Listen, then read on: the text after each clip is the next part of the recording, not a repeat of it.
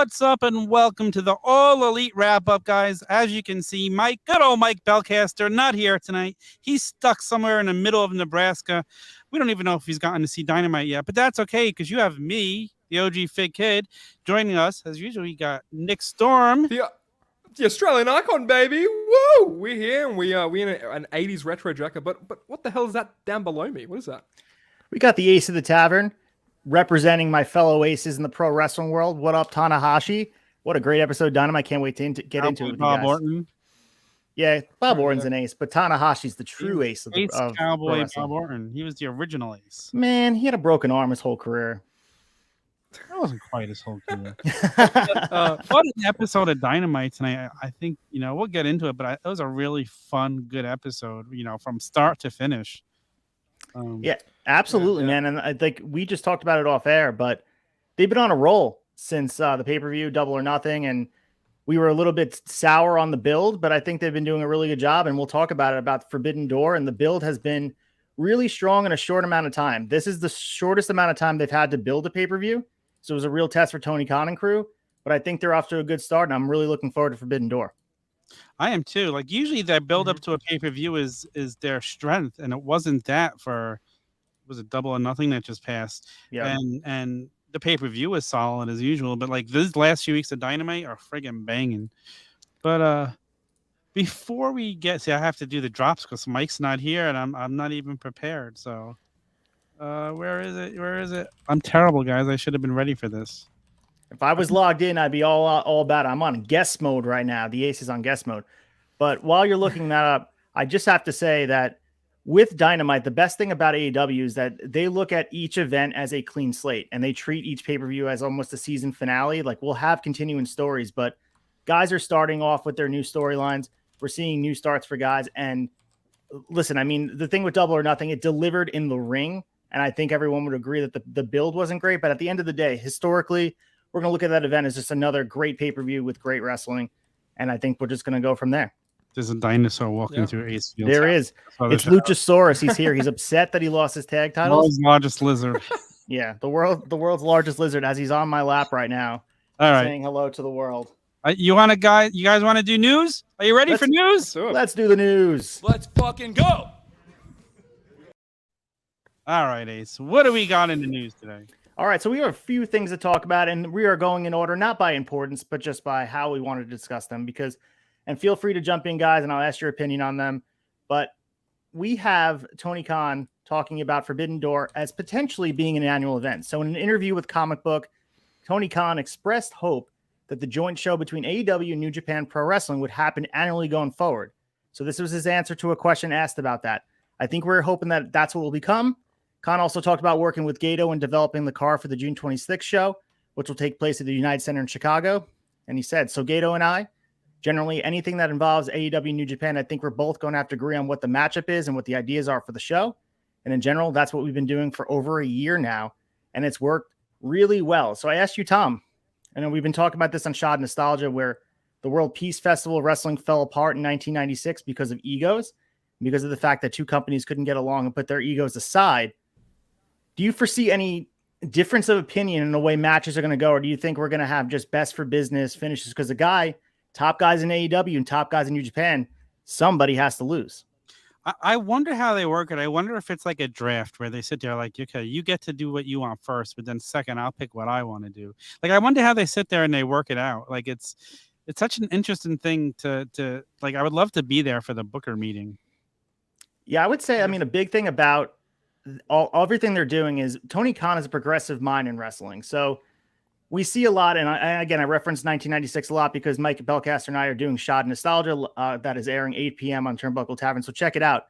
But a lot of it is apropos to what was going on then, what's going on now, and Tony Khan's approach to wrestling is much different than, say, Vince McMahon or Eric Bischoff and Tony Inoki back in the day, because they're able to put their egos aside and understand that winning is not everything. You don't have to have your top guy go over, and you don't have to go over to get over is like the cliche thing. But Nick, what is your take on that, especially as they approach Forbidden Door? We're going to have finishes to the match. Yeah, look, Forbidden Door, like you mentioned, Tony Khan wants this to be an annual thing. I'm all here for it. That's kind of what I assumed when we got the announcement of Forbidden Door. I was like, oh, this would be cool. A whole super show annually. It'll just add to AEW's lack of pay-per-views. Maybe it could even shorten up pay-per-views if we do more annual stuff like this instead of having the 5-hour, 4-hour kind of runtime. But this, dude, I'm all for. Two companies that can actually shake hands and do business well and put on a great event, dude. I'm all here for it. This Dynamite was freaking. It hyped me up so much for the event. Is it technically a pay-per-view? Right? Yeah. Yeah. Yes, absolutely. I mean, it's going to be on Bleacher Report. They're going to be selling pay-per-views and they're hyping it as a pay-per-view. But just to bring Boney's comment in here, that's why it's important to let Tanahashi win. And I've been banging that drum. I know, Tom, you have been as well. Yeah. It is a token of good faith towards New Japan Pro Wrestling because we watch the AEW roster win titles across all different promotions, whether it be AAA or Impact or New Japan Pro Wrestling, or even across GCW. We see guys from AEW winning titles. We haven't seen anyone from other promotions winning AEW championships. So if you want the Forbidden Door to swing both ways, you have to show a little bit of good faith. And this is the perfect opportunity to have a guy like Tanahashi win your interim title. No harm, no foul. You want to get to CM Punk versus Tanahashi. Take the linear path. Don't go off too far. Put the title on Tanahashi for a temporary amount of time and have CM Punk take it off him. I'm here for that. I agree. I definitely agree. And I think that's what's going to happen. Yeah. All right. Moving on here in the news, we have some stuff we want to talk about. We don't want to get too far into it because the thing in the news was negativity the last couple of days. So we have Jeff Hardy has been suspended by AEW in the aftermath of his DUI arrest. So AEW President and CEO Tony Khan issued a statement on Tuesday announcing that Hardy is suspended without pay and can only return to the company after completing treatment and maintaining his sobriety. Khan wrote that Hardy has indicated he's open to receiving treatment. So you guys can go check out Tony Khan's statement. I thought it was really well done, very professional. People were giving him some shit because he hadn't come out and said it, but he had said, I want to reach out to Hardy first before I make a statement. Nick, you're our resident Jeff Hardy mark here. I'll let you lead the way. How are you feeling, and what is your take on everything that went on with him? Oh, man, dude, it was sort of maybe the worst thing to wake up to as a very, Jeff Hardy diehard fan. He was really adamant on wanting to get better, and he even said, I promise never to go, or I vowed to never to go to jail again. And it's very sad to see, obviously as a diehard fan, but, this is addiction we're talking about. It's not like... This is something that Jeff struggled with in the past, and obviously his demons are back. And I think what Tony Khan did was the right thing to do. Was the right call. A lot of people thought Tony Khan wasn't going to do anything. He's just going to send him out on Dynamite. Twitter was weird. Twitter is so strange when it comes to stuff like this. Listen, I mean, Jey Uso wrestles on Weekly, so I mean, I call out Tony F saying Vince 2.0. It's not Vince 2.0 because Jeff's been indefinitely suspended. His first time doing this with the company. Tony's taking action. He's saying he cannot come back unless he gets help and maintains staying healthy. He's not just saying go for rehab and then come back as soon as you're out of rehab. And honestly, I don't know at this point if Jeff Hardy needs to just walk away from wrestling, if he just can't handle it anymore, if it's the pain on his body, if it's best for him to just escape this environment and just go home and take care of his own health and take care of his family. That's the most important thing for him to do at this point, because, it's tragic. We don't want to see another Sonny situation. Yep. We all feared that was going to happen, and we don't want to see that happen again. And Jeff doesn't want to see that happen. And demons are a bitch. As a guy who battles with his own demons, you never know when they're going to pop up on you. You never know. So like my heart goes out to him. It sucks, but dude, please get the help. And if it means walking away from wrestling, do whatever you got to do to fix yourself. Yeah. And also too, his support system, they let him down as well, because if you guys read the reports, he has a suspended license. He's not able to get a rental car. He was not at home. He was in Florida. He wasn't in North Carolina. Someone let him borrow a rent-a-car, or they didn't check his license but those people with the rent-a-cars, they double check to make sure you're licensed. So that is someone's car. And if you're someone close in his life, you cannot enable this addiction. You cannot enable him to make careless decisions. He was clearly hammered at that show. If you saw the videos of him drinking, he was drinking whiskey. Don't let your friends drink and drive. It's bullshit, because we're looking at guys and Bill DeMont's coming out and talking about his stories about how he lost his daughter at age 20 something years old, robbed her of 60 plus years of her life, if not more, because someone made a careless decision. And everyone wants to, wax poetic, like we feel bad for Jeff Hardy. He made a shitty decision. And it's a bad decision. addiction aside, don't get in the goddamn car. Drinking's one thing. That's fine. I get the help you need, but don't get behind the wheel of a car when you're endangering people that are driving on the road that you have no reason to be doing that. It's not fair to everybody. And multiple people made 911 calls based on his behavior in the car. And if you watch that video, it's very troubling. So I do hope he gets the help he needs, but stay off the goddamn road. We don't need anyone innocent dying. It could be someone you know. So if you want to discuss, I want to add one more thing to this as well. Like people are saying he should have gotten the help when WWE offered. Jeff Hardy passed the drug tests that WWE issued, and WWE was like, okay, well, come into the Hall of Fame then, I guess. No, so it's definitely nothing to do with that. It's like definitely a recent thing that has come about. Maybe it's the comfortability that Jeff Hardy feels in the locker room, and it feels like it's more free of a space, more maybe less professional, because WWE is like the clean cookie cutter kind of company when it comes to wrestling. So maybe he was like, oh, I have more leeway here, and then it's just led to this, and it's really sad, but obviously needs a rehab. Tom, you were going to say something? Yeah, I don't even remember what it was at this point, but I do hope he goes and gets the help that he needs, because it's like I said, his life is too important. So, yeah, I mean, this is his third DUI arrest, so as long as he's not in jail, it's going to happen. Like Sonny, how many times did it happen before she killed somebody? And that's someone's daughter, that's someone's son, that's someone's mom, that's someone's dad that gets, because someone doesn't have the common sense or someone didn't stop them. Like I understand like he's an individual and he has his own responsibilities, but there are people around him as well. People watched him leave that show he was leaving, clearly unable to operate a vehicle. And, everyone's got to do better. Every single person involved's got to do better. Here's what I was going to say. If he does want to drink, don't be stupid enough to get behind the wheel of a car. If you choose drinking, get a friggin' Uber, pay someone. You have enough money. Don't put somebody else's life at risk, or even your own. Like, if drinking means that much to you, just be smart about it. Yeah. But, obviously we'll talk more about this, hopefully not under these circumstances, but, just like you said, I think he posted that this is the best part about Tony's statement. I mean, he posted the helpline, 1-800-662-HELP. I mean, there's a whole bunch of stuff out there. There's resources if you want them. So drive. I won't have one drink if I go out and I know I'm driving. That's just me. All right, so let's move on further in the story. So this is some drama that's happening with AAA, CMLL, New Japan Pro Wrestling. So try to follow here. There's a lot of different acronyms and stuff, but due to the partnership between New Japan Pro Wrestling and CMLL, AAA contracted wrestler Andrade El Idolo, Penta Oscuro, and Rey Fenix will not be able to appear at this month's AEW Forbidden Door pay-per-view. So this was first reported by Lucha Blog on Monday, saying Andrade was booked at one point and then removed from the show. Brian Alvarez from Wrestling Observer and just Wrestling Observer noted that with Penta and Phoenix, it's been known they wouldn't be able to work the show for a long time. AAA and CMLL are rival promotions in Mexico. Lucha Blog insinuated on Twitter that it was CMLL who forced New Japan's hand. So Lucha Blog also noted, and this is something I want to ask you guys about, that there are apparently issues between Andrade and AAA over a canceled booking that wasn't communicated properly that cost him an opportunity and money to work somewhere else. Andrade deleted a tweet replying to Conan. I'm not sure if you guys saw that, but go back and check out some screenshots. It's all over the web. Big note here, we were kind of conjecturing in our chat about FTR. They're the AAA champions. So this won't affect FTR, who are the current AAA tag team champions. The creative direction appears to be a three-way with Roppongi Vice and Great O'Khan and Jeff Cobb at the pay-per-view. So start with you, Tom. Do you think that AAA and CMLL can work this out, or do you think we're not seeing Andrade and the Lucha Brothers at all?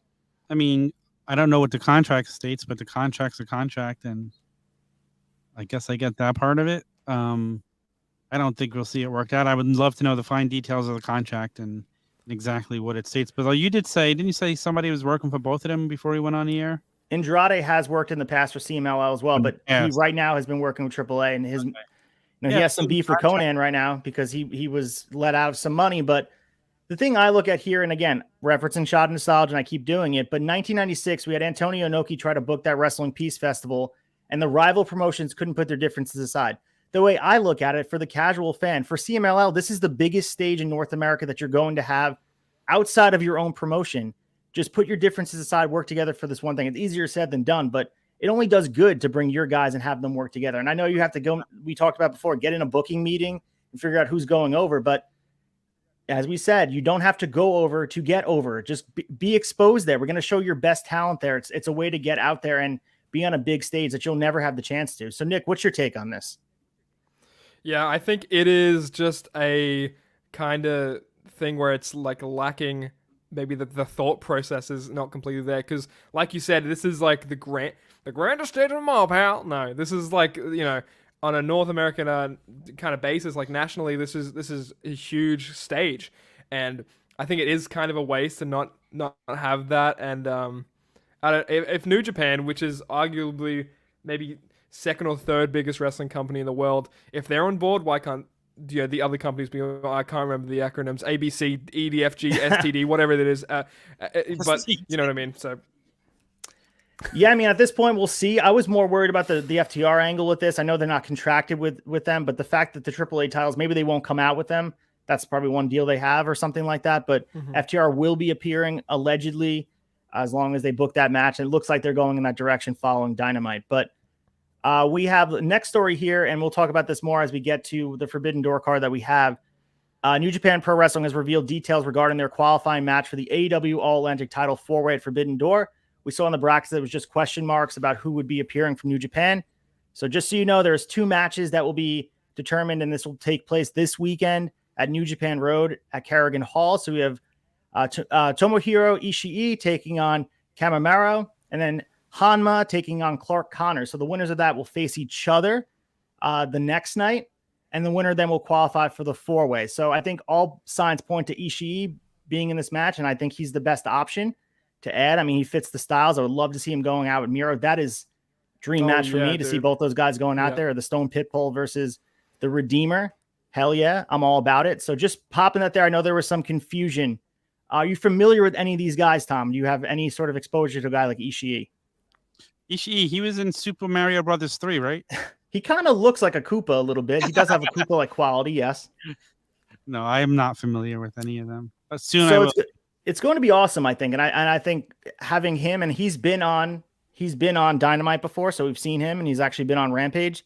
So, and I think I was about to say the same thing that Chad just put in the chat. Clark Connors is underrated. I don't think he's going to get the win here, but it's going to be really cool.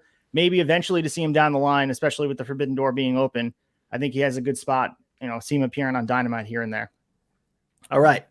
Next story we have Thunder Rosa has responded to the allegations that she sandbagged Marina Shafir on AEW Dynamite. So I don't know if she saw some of the video clips that's been put together about these match. We were talking about in the chat and also in the Discord. So following the show, there were accusations made against Thunder Rosa on social media and elsewhere that she was uncooperative with her opponent in the match. So during an interview with Ariel Helwani on Wednesday, Rosa asked if these reports were true. And this is her quote. Very politically correct on her end. No, and I'm going to say it how I said it in New York Post. I have nothing but respect for my opponents. Nothing but respect for my opponents. Anyone that dares to stay in the ring with me, I have nothing but respect to my opponents, and I said them nothing but blessings.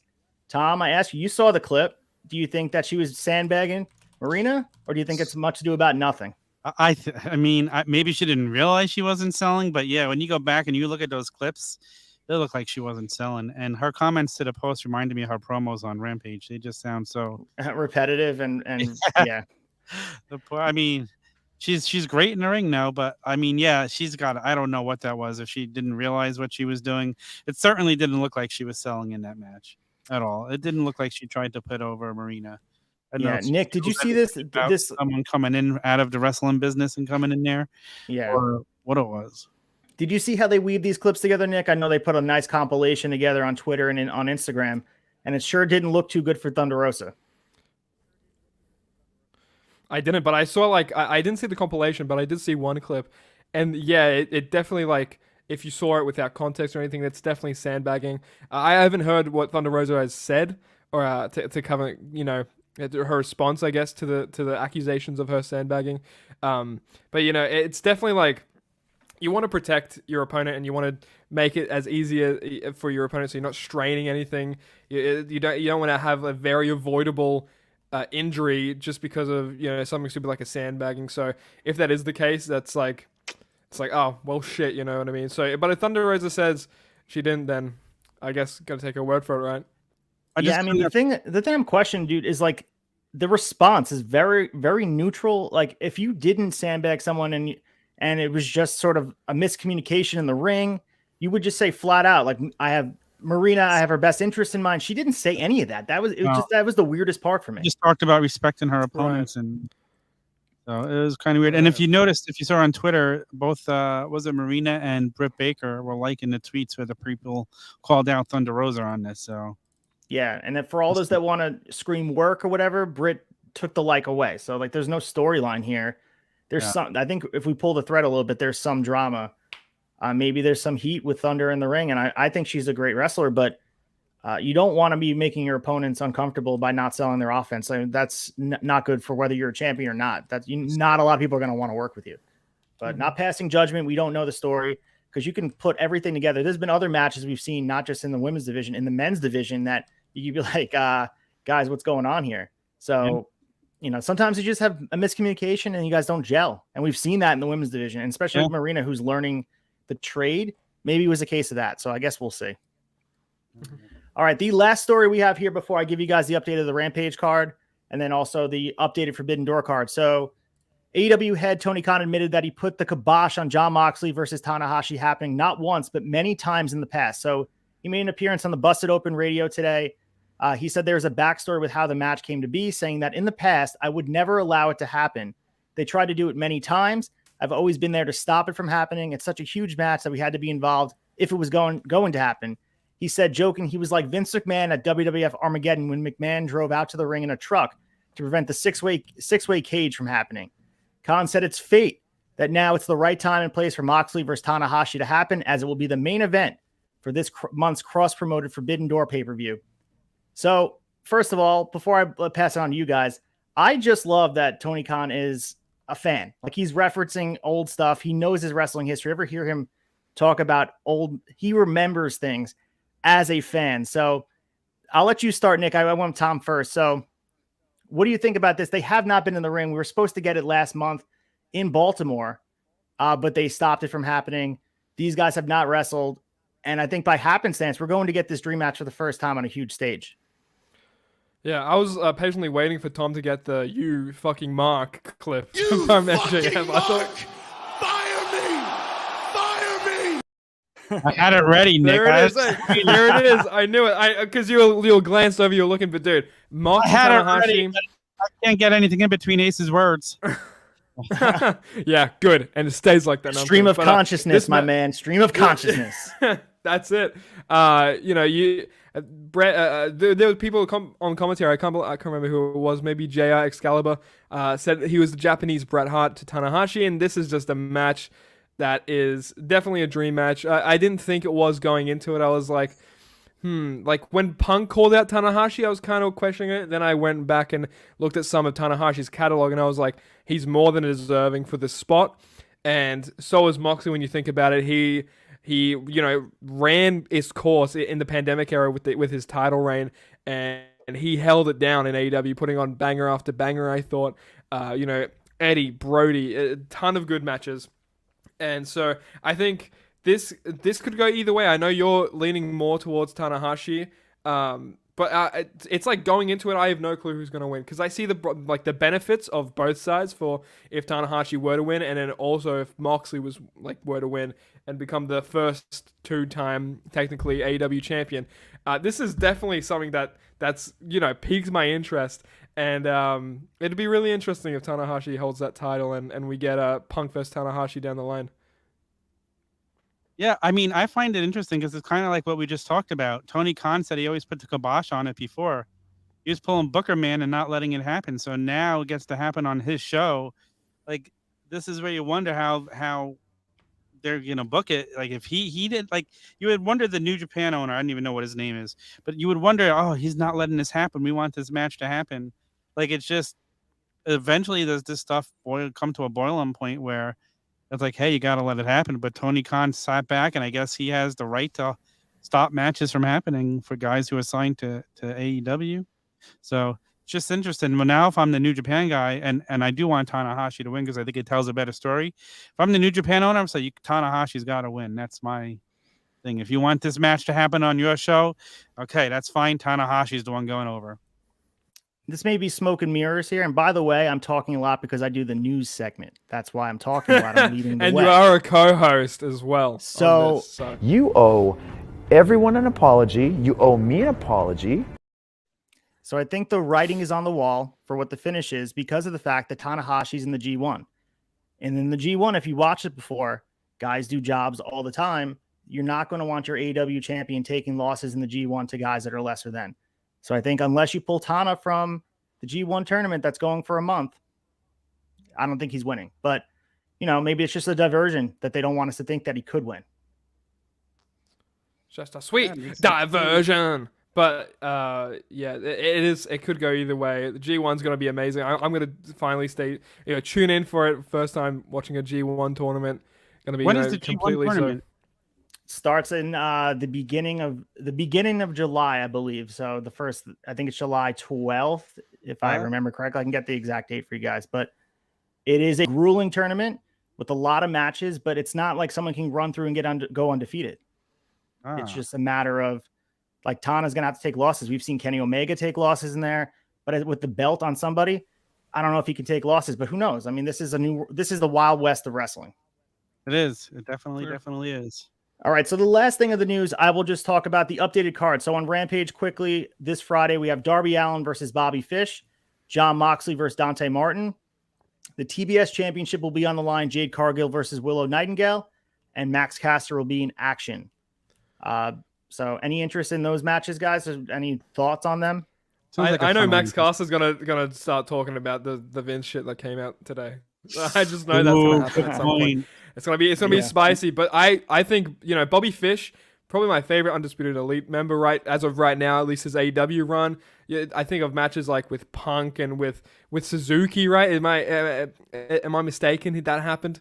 Yeah, Bobby Fish has been on like just a pounding course, baby, and I'm a big fan of his offense and his moveset as well. So him and Darby Allin in the ring, can't wait. Fish and O'Reilly have been on a run lately. Like they both looking spectacular in the ring. So the Forbidden Door card, and this is obviously not finalized. We have a few more weeks before we get there. Actually, it's in 11 days, which is crazy. I think the go home show will be this Wednesday, which is wild. But the matches we have, so we have the All Atlantic Championship, the Fatal 4-Way. We have Pac, Miro versus Penta or Malachi versus Ishii or Kanemaru or Hanma or Connors in a Fatal 4-Way for the inaugural AEW All Atlantic Championship. We have Jon Moxley versus Tanahashi for the AEW World Championship. And then we have this crazy 6-man tag, which I'm sure we'll talk about because maybe someone has it in their top 3. Shoto Imino, Wheeler Yuta, and Eddie Kingston versus Chris Jericho, Minoru Suzuki, and Sammy Guevara in a 6-man tag match. We have Will Ospreay versus Orange Cassidy. And finally, we have Thunder Rosa versus AEW Women's Championship. Are you finished, you carny piece of shit? So those are the card. That is the news. And Tyson, thank you so much. August 18th. So I was a month off for G1. Oh, wow. Okay. Yeah. So I do want to say one thing as well. Suzuki, I don't think Bobby Fish and Suzuki wrestled. I just looked it up. I got it mixed up because Danielson and Suzuki wrestled. I was thinking of Danielson and Bobby Fish. Banger match. So that's where my brain gets mixed. Guys, it's the southern hemisphere. Oh, look at that again, dude. My brain is off its chops. Okay, it's 1 p.m. It's bedtime. But let's move on. No, it's bedtime for us. We're the guys who've been up all day. But, all right. Grilled cheese next Stormer's lunchtime. Nap time for me, Daddy. Let's move on to our top 3. It's showtime, folks. All right, Nick. Why don't we give you the floor to start off with your number 3? Sam D in the house. What's up, Sam D? Sam D. What's up, Sam D's nut? No, I'm kidding. But my number 3, my top 3, it starts off with Jericho versus Ortiz for the hair versus hair match. Great freaking match. I have some notes here. The crowd is super hot for this entire match. Every near fall was the loudest reaction because they want to see the baby faces win. And then, Fuego out of nowhere hits, Ortiz with a bat? And then it's later revealed that Sammy Guevara was actually under the Fuego mask. And I think that was a great swerve. Did not see that coming. And it's great because I think this is where Sammy should be. Is in here because he is a very hateable heel. I'm glad he's out of the TNT title picture because this is something that I feel like he shines with Jericho, as we saw with Inner Circle. He's a great heel. He's very, very hateable on his own, so in his own right. So I think this is a great pairing. Obviously, it's happened before, so it's good to see it again. Yeah, I don't disagree. What's your number 3, Mr. Ace? My number 3 is Christian finally turning on Jungle Boy after the slow burn. So we finally got the heel Christian. Not sure where they're going with it. Not sure what the payoff will be. But I'm just happy it's over because it's been looming like a dark cloud over Jungle Boy. So I'm happy that it happened. It was done in a cool way. It was very reminiscent of Edge. So with the concerto, he was showing that evil side of him. Who knows? Maybe Christian will start his own Judgment Day. We'll never know. Nah, hope not. He's gonna kick out Malachi in the House of Black, and he's gonna be the new leader. I'm right with you, Ace. My number 3 was Christian finally turning on him, and it's funny. Kind of looked like maybe Jungle Boy was really hurt, but I guess that was just part of the story at the end. For Christian to go and help him and then turn on him. But it's like there's one of the things that is famous in wrestling is only Edge and Christian can be involved in concertos.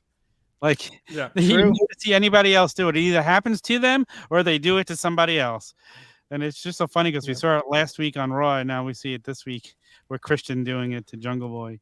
So yeah, and we'll talk about the ladder match. I'm sure it's in your top 3 or one of our top 3s. I'm sure very reminiscent of those TLC matches. So I think it was like a nice little love letter to those teams. We saw some spots that were very familiar to us. Yeah, it was a TL match. Yeah, true. Just TNL. So, all right, Nick, what's your number 2? My number 2 have to be the Hangman promo. I really liked whenever Cowboy shits on my TV screen, I'm a big fan of him.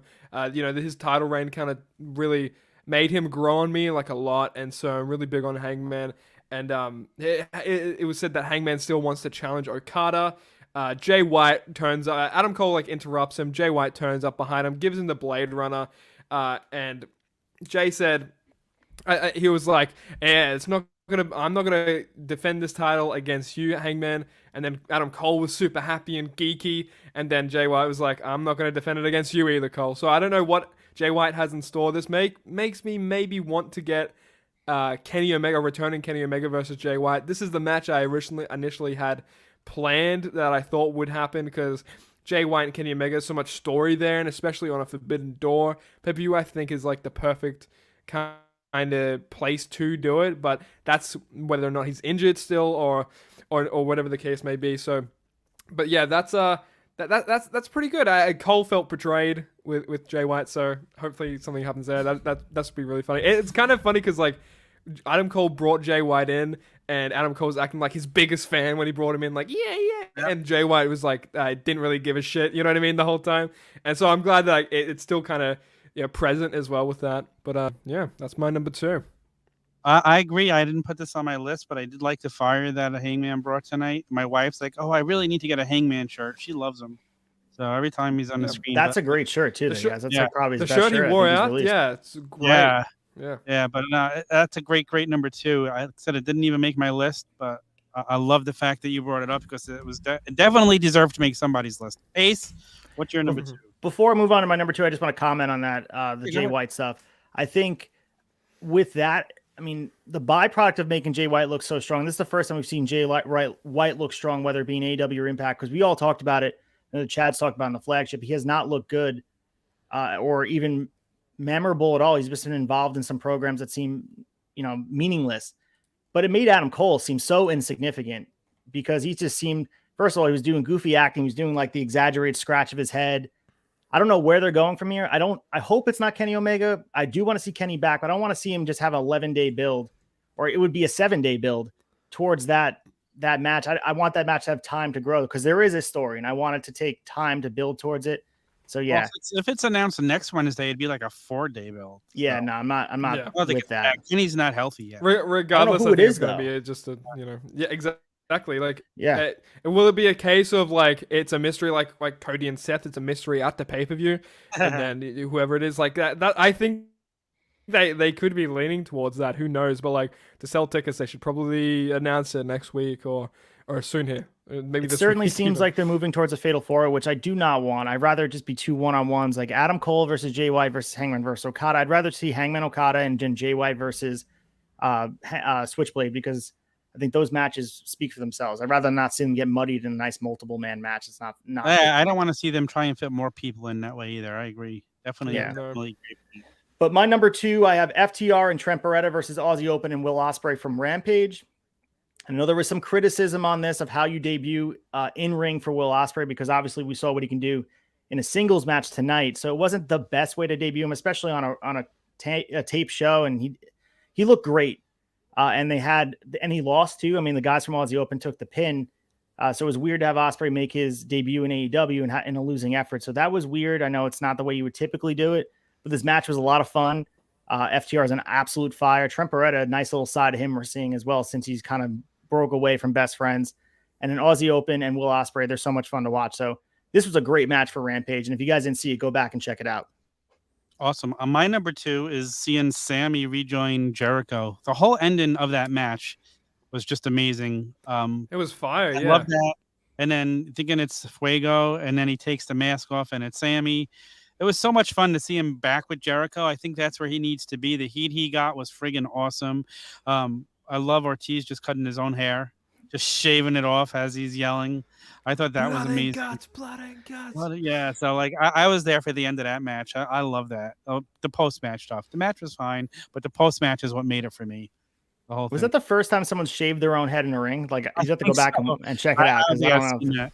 That I was should cool. have Brutus Beefcake there and that doing it. Like, that would've True. I do want Yeah, to say Jericho in this match looked amazing. How old is he? 50, 51? Like, he was keeping up with been- Ortiz, and he took was the lion salt. Yeah, this is a very good like match. straight off the bat, like first thing in the match, you know, like I was like, it's fucking holy nuts. shit. Like I don't think Jericho gets enough props for how well he can move still in the ring. Even though it might be since subpar he to shed some, the it's weight, like he's moving even better, but he always knew how to hide things that would not make him look like he never looked like he lost a step, because he never did anything that made him look like he lost a step. And he comes out and he does that tonight, and it's just like, holy shit, man. This guy's gonna go dude. forever. I felt so good for Ortiz having his name chanted in the arena. And I was thinking, because they're such an over tag team, and I love them in the tag division, but it's the first time I think we've ever heard Santana and Ortiz or one or the other have their names chanted, and Ortiz's name resonated through the arena. And that must have been a great thing from especially wrestling a legend like Jericho. And yeah, I kind of wanted to see Jericho bald, but you know, Ortiz can rock it himself. So this was an awesome match. J-Bone makes a great point here. That is the perfect way for a baby face to lose a hair versus hair match. Like, it was nothing. Yeah. You just cut it off. It was friggin'. I love it. regardless going into Kingston this hyping match, him I up was in the kind back. of He's a man of his word. He's a man of his word. yeah, awesome. yeah. Regardless, with the ending of this match, I was sad because their upcoming figures are going to be outdated. So, and now with Ortiz, I gotta get that Dremel, baby. You gotta make him bald. We'll get Magic. We'll talk to Magic. Don't worry. Yeah, don't worry. Yeah. Some customs. Pull the hair off. There you go. I'm trying to wink, but I. Asked him customator. Anyway, what's your number 1, Nick? Well, I'm glad you freaking asked. My number 1 would be the main event of the evening. The Young Bucks versus the Jurassic Express. Tom, you mentioned, or someone mentioned, I don't know, I have got a pea brain, that the Christian heel turn, that added a lot to my pickings for this. But the match itself was great. I love a good ladder match, especially fused with tables. There were some great table spots. Nick Jackson was busted open at some point. And Luchasaurus went through like 4 tables. Like, what can you not love about that? Freaking big old lizard just getting pummeled, by some 2 Cucamonga kids. So, the Bucks win, and they become the first 2-time AW Tag Champs. And it's kind of crazy. I was gonna say this might be the first time we've seen a champion hold the championship twice in AEW, but I just realized the Sammy and fucking Cody shit. And never mind, never mind that train of thought. It's you know why? It's PTSD. I've blocked it from my head. It doesn't exist in there. That's why I almost brought it up. But yeah, Christian heel turn, healing on Jungle Boy. Dude, fantastic main event. Love this to bits. That's my number 1. I agree with you. My number 1 is the match and the Bucks winning the titles again. I'm glad to see them have it back. I hope we get to see another classic FTR versus Young Bucks. Let's make it a 2 out of 3 falls match. So the next That'd time be awesome. I think that'd be a cool book thing to do. But so any comments on that, Ace, before you give us your number 1? My number 1 is the same, and for the same reasons you guys talked about. I think a big piece of this is the timing was right. I know we felt that Jurassic Express kind of ran their course, and we felt like they should have lost the titles at Double or Nothing, but I'd rather the Bucks take it here because, like you mentioned before, you're building towards that FTR match, and I think that's exactly what we're going to get somewhere down the line. We're going to have FTR versus the Young Bucks 3, and I think it's going to be an amazing match with the titles on the line, and we get to have it with fans in the building again. I'm huge on that. I also mentioned before, Luchasaurus, man, is just killer with his spots. He really picks his spots. The crowd chanting his name. I know there was a lot of conjecture probably weeks ago at this point. I know I mentioned on Honor Society, like, is there a place on Ring of Honor eventually for Luchasaurus, because he doesn't have a place after Jungle Boy and Luchasaurus break up. But man, he's so good in the ring. One of the best big men in the business right now, and also in the building. Yeah, those moonsaults, the way he moves around, a believable offense, and some of the bumps he was taking. He's a big dude to be doing the stuff he did, and he took that the Bubba Dudley spot through the tables that they did at TLC, taking him through the stacked tables.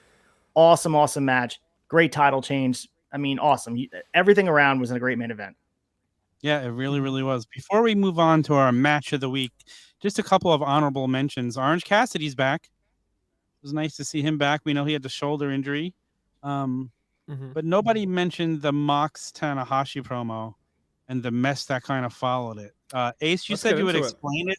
I liked the part with Tanahashi and Mox, and then all hell broke loose, and I had no clue what was going on. So help fill me in.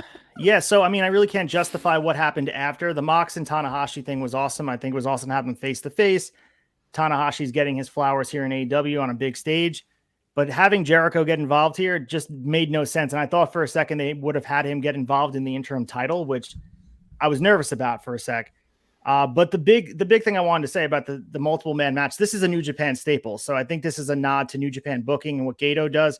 He loves multiple man matches. If you watch Dominion, you watch Wrestle Kingdom, it's littered with these multiple man matches. So this 6-man match may seem like it makes no sense, but in their world, it's the best way to tell a story for them. And you may not agree with it because it really makes no sense. I mean, you can tie it together with Minoru Suzuki and also Shota on their side because what's going on in New Japan, but Wheeler Yuta and it's a mess. And the segment was very forced. So it felt messy and it just took away from the moment, in my opinion. It took away from Tanahashi and Moxley big time because they left me saying it made the main event feel less important. You should never feel that way.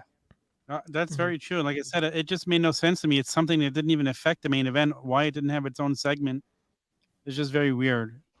Yes. Yeah. Especially like for guys like me. Yeah, I will say what was really cool. Yeah. No, you go. I'd say just guys like me who don't know who most of these people are, having all these people coming out and attacking each other. I just sat there confused. Like, what the hell? Okay.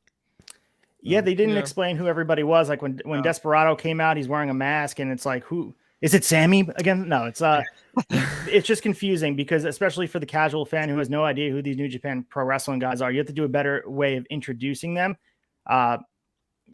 Especially like having them come out in a second. That's the first exposure that the AEW audience has of Desperado, and it's in this melee. I don't know. It just felt weird to me. Yeah, I will say it did feel like a clusterfuck. I will say, like, what was really cool about it was Mox and Tanahashi just kind of standing across the ring from each other, and then the crowd chanting "Holy shit" as loud as they can. Right, that was really cool to me. And Tanahashi getting huge chants as well in AEW is like, it's not just we need casual fans. Like, these are the casual fans. The casual fans know Tanahashi. You know what I mean? These are the people who are buying the tickets, and they're chanting Tanahashi's name like there's no freaking tomorrow. So that's like. I think AEW is winning in that kind of regard, whether it comes with the casual fan talk or whatever it is. The hardcore fans know, and this is just this whole story is just a love letter to pro wrestling. So I love it. Yeah, and what he's done in other company holds weight here, and I think that's something that we don't see in other companies, that they just make them start over. And what have you done lately here? Here they're having him be on the same level he was in New Japan, a former world champion. He's out there on the same level as Moxley. Feels like a big deal because they present it as a big deal. I think the ending fucked it up, but when you first had him in the ring, it felt very special to have him face to face. Yeah, it definitely did. All right, are you guys ready? Yes. What's up? It's time for the main event. All right, so I'll go first with my match of the week. My match of the week is going to be Dax Harwood. I can't even say it. Versus this young up-and-comer OSPREAY. I have a good eye. I've been watching OSPREAY a long time. This guy's gonna be good. Let me tell you. He impressed me Wait, tonight. What are you citing talent for NXT 2.0? Get out of here, old There man. you go. But yeah, I'm gonna have to say my match of the week is also Dax versus Will. Ace, what about you? Same match, and I'm not taking the bait there, Tom. I'm not going to sit there and argue about Will Ospreay's contributions. I already took the bait last time on Raw, and you got me once. Did you watch him tonight? He was fantastic. So good. This match was awesome, and I think Dax and Cash are working on a different level. And we talked about this last week with Will Ospreay.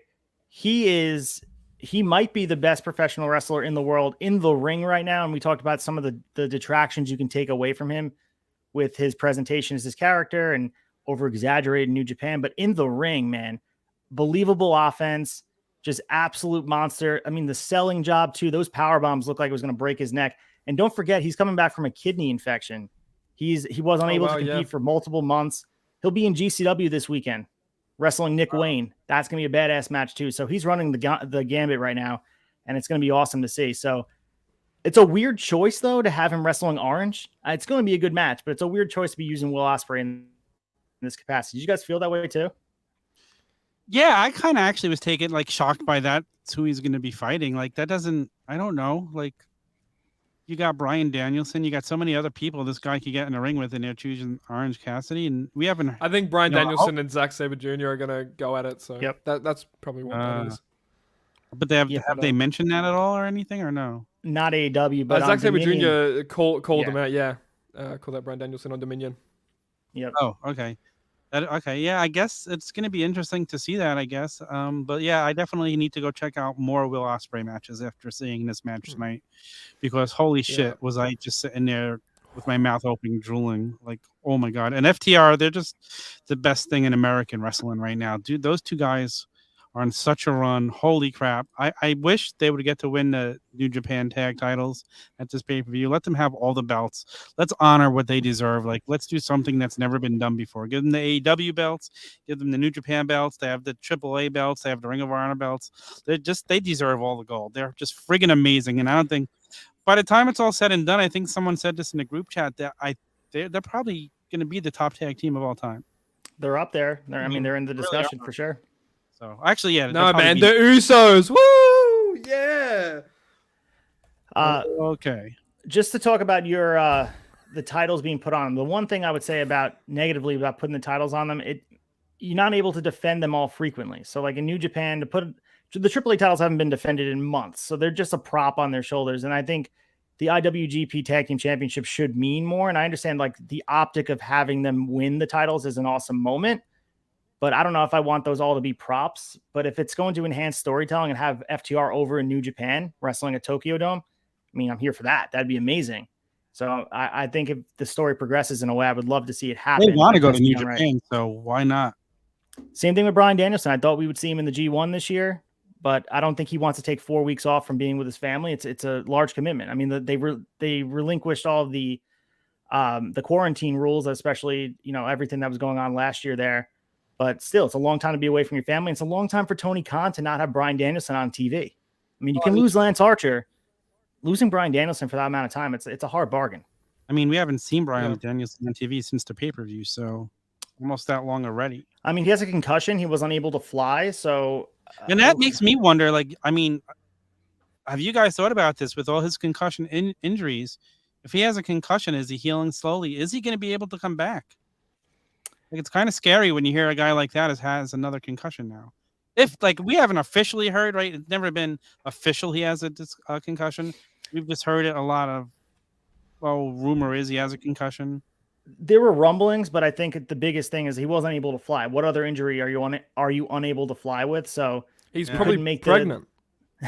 He couldn't make the date for that autograph signing, and then he wasn't on Dynamite, and he hasn't been there for a bit. Selfishly, I would love to see him do the G1, but I would miss him on AEW television as well. And the Zack Sabre match is going to be epic. They're like mirror images of each other. Exactly. I do want to, I do want to speak on the Dax versus Will match as well. The crowd was so hot for this, like with the stalemate of them just in the ring, facing off against each other across from the ring. Like I said with Tana and Mox, the stalemate was hot. The crowd hadn't been so hot for the Wardlow segment, which was prior, which was weird. We should probably get into that, but the crowd was hot for this. JR was putting Ospreay over huge, and these two were just beating the ever-living shit out of each other. It was great. The close finishes were awesome. The reversal after reversal into the powerbomb bounced off of the top rope that Dax did. That amazing sequence in its own right. Eventually Ospreay picking up the win. And huge pop for Orange Cassidy coming back from injury. We haven't seen him since Revolution, so that was that was a big. Oh, we haven't seen him in action, I guess, since Revolution, I should say. That was a big thing. Huge pop for OC coming back, and then teasers obviously. That's right. Holy crap! Yeah, he teasers was, obviously for Ospreay versus OC. The shoulder. Yeah, I'm glad he's back. I'm happy to see him. So let's get into the Wardlow stuff. Nick, it sounds like you have a strong opinion on the segment. I do as well, but start there and see. We all have a strong opinion on this segment. It was so fucking weird. On paper, I was like, Wardlow versus 20 dudes. Are you fucking kidding me? Of course, give it to me all day. That's amazing. But just when it came out, sheesh, as Freem says, when it came to be, it was weird. Like the way they were going about it. Wardlow is pinning stacks of people, and their shoulders weren't even on the mat because there were like 5 people at a time stacked. It was like when Mama makes a fresh, some fresh schnitzel, and she puts it, stacks it on the plate. And it's bellissimo. But it was so weird because Wardlow was eliminating people who were just standing on when the match first started, just standing on the apron. It's like, how are they eliminated? I don't think that's right. Yeah, really... it was neither because I felt like he brought 30 more people. Yeah, shoulders aren't even down and are counting them out of the match. The whole thing was a friggin' mess. I will say one good takeaway from it was Wardlow's new theme song. Fucking bangs. That's all I'll say. I just think Wardlow is like, because I'm better than you and you know it. That's all. He just wanted to beat them. That whole thing was just terrible tonight. Yeah. Oh, wait. I want to shout out Freems. He got us with that raid. Shout out to Freems over on Twitch. Twitch.tv/Freems. Sign in and show us your beardless. We want to see your beardless. That's ratings, baby. Show no beard. Did you shave it on your show? That's what he probably did. We'll have to go back and... So before Freems comes in here and talks about it, I agree with you guys that the segment was weird. And I've been on that train of saying the Wardlow stuff has been messy since MJF did that whole thing, or whether it was a work or shoot, blah, blah, we're not going to get into that. But the fact that he didn't have his moment that he did, and now he's dealing with this whole situation, this reminded me of like 2000 WCW. It really did. Like, it was messy. It was weird. It made no sense. Like Nick mentioned, you were pinning guys that were shoulders weren't down. Some guys are being eliminated off the top rope, and like Plaintiff 7's been eliminated. It was weird. I get the concept. It's I guess it's cool that he is leaning into this joke of he is attacking security guards, but let's move it a little bit. Let's get him where he needs to be. Ooh. Oh, that's my the God. Handsome. Oh, yeah. Is that a 20-year-old young Australian man? And I'm not talking about Nick Storm. It sure is, mate. I miss you, Freems. I haven't seen you because we haven't done Honor Society, my man. We're back tomorrow, right? No, not yet. We have no news, man. We're still floating out there. Yeah. James, did you shave it on your stream? So funny enough, someone else was doing a show, like a Twitch show. Okay. So I thought it would be funny if, like, in the middle of the show, I would just start shaving my beard off without pretending it's weird or anything. That's Whatever the host messaged me or said something about it, they were like, because I'm just sitting there, I still got my beard trimmer here. I'm just like cutting it off. He's like, "Oh, Freems is shaving his beard off," and I was like, "Huh?" He said, "Yeah, you're shaving your beard off." I was like, "Yeah, do you mind?" He's like, "No, go on." You've been yelling blood and guts as you just did it. Blood and guts. Yeah. That's if you didn't see Dynamite tonight, ORTIZ shaved Not his own yet. head. Not yet. I mean, I'll be Great watching it episode, early Frames. tomorrow. I do recommend it. Yeah, it's great. So I do keep it up in the background while I'm going. So I catch it, and people give me spoilers throughout my stream. So I know that Jericho still has hair. Yes. And I know that Jungle Boy's mom raised a piece of shit. Yeah, there you go. Shit, why do you say that? Well, that's what Christian told her. Oh, okay. Yeah, Christian looked at her and said, "You raised a piece of shit." That's hysterical. So, Yeah. Freems, what's your take on this Christian heel turn? Are we going to get him in the ring? We're going to get a payoff maybe at Forbidden Door or like elsewhere?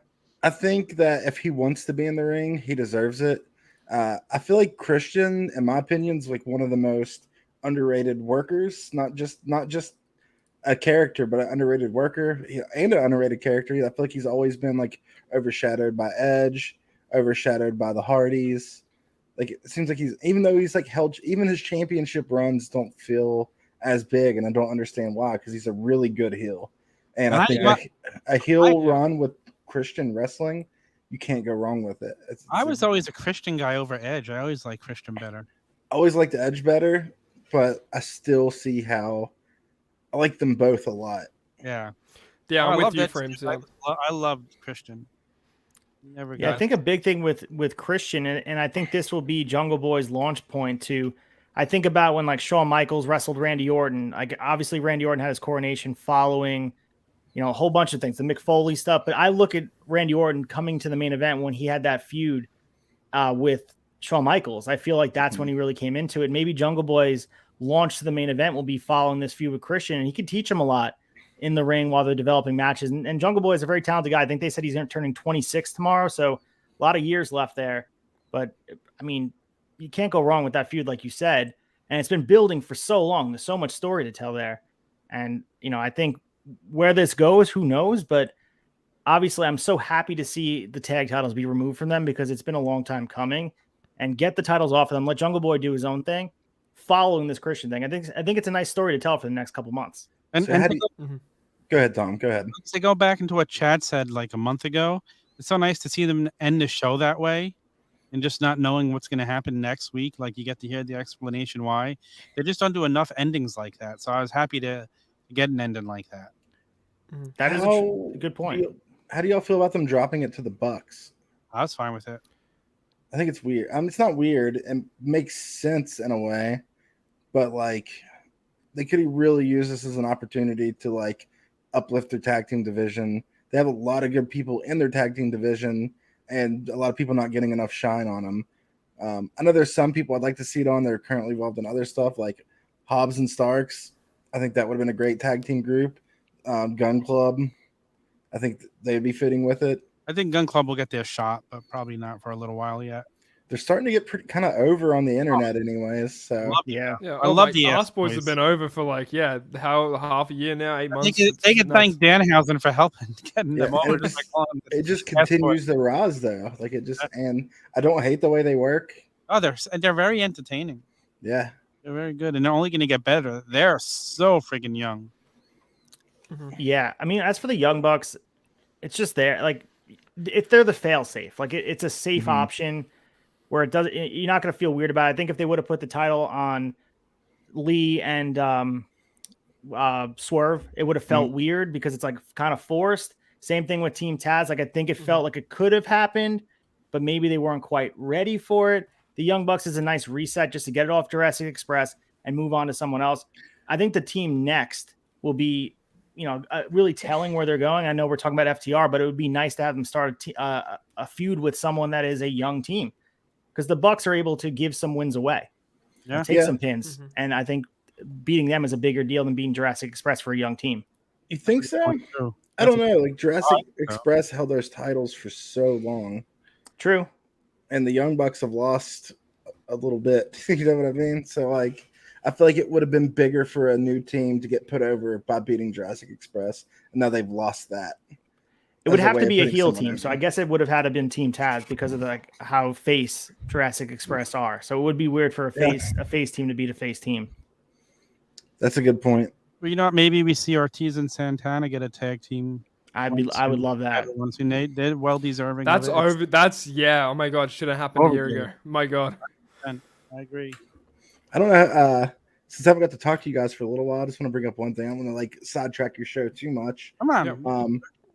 How excited are you guys for Osprey? dude. I was just talking about him. He's a good young kid. I have an eye for talent. He's going to be great. I'm excited. Makes Yeah, me me want to too. go. Dude, totally wild. Osprey like was someone I'd hear about all the time when I was just strictly watching WWE back in like 2015, 2016. So to properly see him going back, looking at his catalog as well, oh my God, kid can go, pal. Kid can work. He's gonna be a huge star in the next 50 years. No, See, me and it's Nick fantastic. Storm, we're on the same page. But Yeah. I think a big thing with him is the transition from being a junior heavyweight to being a heavyweight and how he changed his style. He was always great in the ring, but I think he took himself to the next level when he became this heavyweight. He changed his body type. I mean, he got absolutely ripped. If you look at some of the old stuff, he wasn't frail thin, but he was not as muscular as he is now. And his moveset's just so crisp. The offense looks awesome. And I'd be curious to see what they're doing next. Freems, were you disappointed that he's working Orange at Forbidden Door? Were you hoping it was going to be someone a little bit more technical? I haven't really thought about it. I'm excited that he's going to be there. True. It'll be interesting to see what they could do together. I know Yeah. Orange Cassidy can go in the ring. Like he's 100% great in the can go, ring. yeah. Very underrated. Yeah, too. a great moves that I think Ends it- people overlook him just because of that silly gimmick he has going on, the kind of comedy He ends the match with kind a of thing hug. he does. He tore it up at Revolution, even though he did some gimmicky Yeah. stuff, like the stuff Oh, that he good. did do that was working, like was pretty good. Yeah, that stuff with the forget ladder. that the yeah, title he tore match, up, too. tore up his shoulder. Yeah, Don't forget the title match too, yeah, where him and Pac Kenny. wrestled Kenny Omega. Triple Like, threat match. That was a really that good match was awesome. Yeah, it was. Mm-hmm. That match So- was Yeah. better than I ever thought it was going to be. That match was so good. But then He again, can go. anyone with Omega in it is going to be. There's no way they win though, right? Orange, you're saying Orange is no way he beats. Well, I don't think Orange beats Ospreay, but it's his first match back, which is a weird booking decision. That's what makes it so intriguing. Mhm. So you talking? Are you referring to Ospreay? He wants to work Danielson and Punk, but he needs to win. He won tonight. He might be referring to somebody else. Oh, yeah, that's what I was confused about. He did lose on Rampage, so he is 1-1 here on in AEW. Yeah, that is true. Yeah, Oh no, I'm excited to Yeah. watch tonight's show though. You'll enjoy it. Dude, There's you just should. one messy Yeah. spot. Here's what you should do, Freems. Set the scene. Draw a bath, pour yourself a nice glass of whiskey, and put on Dax versus Will Ospreay. It might be match of the year. I mean, early good. contender right now. It is that good. wrestler of the, I want to know what your contenders for wrestler of the year is. I thought with CM Punk winning the title and going and having the new summer of Punk, I thought he could have been contender of the wrestler of the year. But now I'm starting to think more and more it's going to be Dax Harwood. Dax Hardwood deserves it as of Dude, right that's now. a great point. I didn't even think It's- about that, but it's- Harwood is sure on a fast pace to win it this year. It depends Uh-huh. on what happens with CM Punk, how long he's actually out for, Yeah. the matches he has once he comes back. But Dax, because you got to think, Punk's won the championship and the MJF match was epic. But the Briscoes FTR match was, I would say, equally as epic as that dog collar match. They're capturing gold left and right. The match with the FTR guys against each other. Apparently tonight's match was a banger. So Yeah. Yeah. And the other thing is, it might be the first time I'm trying to go back in my mind. Pro Wrestling Illustrated gives away the award. I don't know if a tag wrestler actively in a tag team has ever won Wrestler of the Year. I can't think of one guy. I Guys don't that know. used to be tag wrestlers. Yeah. They're changing. That is changing the landscape of what wrestling is. They don't have to break up to break out into the main event. I'm not saying Dax is quite world title contender, but they hold him in the same reverence that any guy on the roster is right now. You can tell the way they value him and the way they use him. So you Good could point definitely- from Turtle here. He was referring to Ospreay. He did lose to Mox at New Japan Windy City Riot, and he lost the 4-way. Yeah, so good point. And he did lose on Rampage too, so he was on a 3-loss streak before he got Oh my over God. to so. But as we talked about, when wins and losses aren't everything, and then it's about presentation. And There's I a think Will- ranking system in AEW. No, I'm kidding. Well, the ranking system became bastardized with his interim stuff. Like Moxley just jumps the line. He's Jumps to number number contender. one. Oh, and Jay Lethal's number 3 now, by the way. Like, Was he what? really? He was 3. Like I looked at that. I was like, all right, rank, Doesn't make any sense. Elite. crumple it up and throw it in the garbage. So, I guess like Dax Hardwood probably won't get. They'll probably give FTR Tag Team of the Year because the Briscoes match would go to his FTR. But also Yeah. Dax's match with Punk too. If you go back and watch that match, that one-on-one match. His match But against that goes to both of them. So True. I don't know. It probably will be. Could be Punk. I can't even think of his partner's name. Cash Wheeler. Like that. Wow, the disrespect. That Cash isn't watching. Wow, like did he usually just get does. Dax Janetti by Shepard Tom and- live on air? He got Janetti live on air. It's That was the no, it's equivalent of being Dax thrown to a Shepard and barbershop Maggie window. Wheeler. Yeah, there he goes. What did I do? I don't even know what I did. Oh, you just didn't know his name, so he got thrown to the barbershop window. I think we established who's the Janetti. It's been a conversation, but Tom just established it who he thinks the Janetti is. Uh-oh. Step down, nerd. I'm sorry. You're talking to me. I don't think a tag team member has ever won it. But has there ever been a tag team member putting on as many awesome singles matches as that? I mean, the Hardys were doing it. I mean, That's true. the Hardys back in the early 2000s, late 90s. Same were with great. Edge and Christian. Yeah. Yeah. True. Very true. Well, Freems, thank you for dropping by. You're welcome to drop Yeah. by anytime you want and visit us. You don't have to shave to get on the show, you know. Yeah, I don't know if you told him while I wasn't around anymore, but He said he This- hates us. No, I'm just kidding. He didn't say. yeah, I actually just watch WWE now, and it's hard for me to keep up. Just with it. It's hard NXT for me to- 2.0, you know. There's Yeah, only no. room for one Khan in the wrestling business, Nick. And it's me, it's Tony Khan. And when Freems- I'm not watching WWE live, I'm watching the network and watching all my other favorite matches of WWE between 2019 and 2022. So Freems, could you do me a How many favor so they Usos can matches flip it are as in a there? drop? Can you do this as a drop? Just say, it's time to get Raw. It's time to get down. It's time for the Raw down. Can you say that? it's time to get Raw. It's time to get down. It's time for the Raw down. Amazing. You're welcome. That was The good. cat making you Clip Let's that. go, That's the road drop. cat. That's the new intro for the Raw down. But Good yeah, drop. much love, guys. Thanks for letting me hop on. But real Anytime. reason I'm not around is my schedule is intense. I'm a full-time content creator over on my channel. I also do, if you watch the flagship, I do the Freems Fat Bob. So scheduling. I cannot wait for your Fab Five. No previews. I love to be Freems, surprised on my no, Thursday. You're not here previews. anymore, and you see how fast I got it up there? Yeah, I know. Imagine. It's amazing. That's what she said, Tom. But, Freems, yeah, we love thanks you, for- man. love We y'all do too. love you, Thanks for man. having me on. Really, anytime you want to pop in, just shoot us a message. Maybe like sometime soon. I will take a Wednesday off streaming, and I'll watch AEW live and hop on. There you go. Cool. Yep. I'll let y'all Always- know ahead of time. I'll know the day before usually. So Okay, cool. Yeah. But- Sweet, Yeah, man. you guys have a Good guys seeing, continue good having a seeing you, time. mate. Later, mate. Weather over here is crazy right now in Australia. So Yeah. Oh, it's nuts. Yeah. You guys should see Yeah. it. later, y'all. Yeah. Later. See you later, Goodbye, Freems. man. What a Fun good for guy. Freems to stop by. I think, did we cover everything? Is it time to wrap up the wrap up?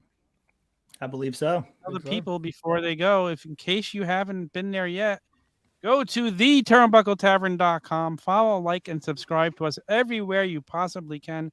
We're all over social media. We have our own Discord. If you go there and join, you can talk to us. We have some merchandise over at Teesprings, and I'm really messing this up. ProWrestlingTees.com/tavern. And do not forget, you can call and leave us a message, and it will be played on the flagship show on Thursday mornings. All you got to do is call 304-404-2004. Tell us what you thought of the wrap-up show. Tell us if you liked it. Tell us if you didn't like it. Tell us if you have an idea that we could do to make something better, or if we can make it worse. No, we don't want to make it worse. That's silly. Let's make it worse. Nick Storm, before we go, plug yourself. Well, you can find me only on one @ and that @ is @NickStormReview on Instagram, Twitter, and YouTube. I post clips of Dynamite now, apparently, and I also post everything wrestling figures where it comes to photography, customs. We just whipped up this bad boy Hook over the past couple weeks. Got new shorts for him and everything. You know, it's a bloody brilliant figure. Go onto my Instagram, like that post, share it with your granddad and your grandma, do everything. But yeah, you can find me @NickStormReview on everything. ACEFIELD, tell the people about Shot of Nostalgia and everything else you got going on. Sure. So at ACEFIELD Retro on Instagram, you can also find me here on the AW Wrap-Up Show weekly. Keeping Freems' seat warm until he's ready to come back. This is his seat and always will be his seat. So Freems, when you're ready to come back, you have back. But I'm also on 8 p.m. Shot of Nostalgia. We are moving through 1996 WCW, and it's such a blast. We're on our way to Slamboree, and it's really a changing of the guard for WCW booking. So hop aboard right now. We're about to have Scott Hall show up for the first time on WCW TV. So check it out. We have the formation of the NWO only a few shows away. We're reading through the newsletters. We're talking about what's going on at the time.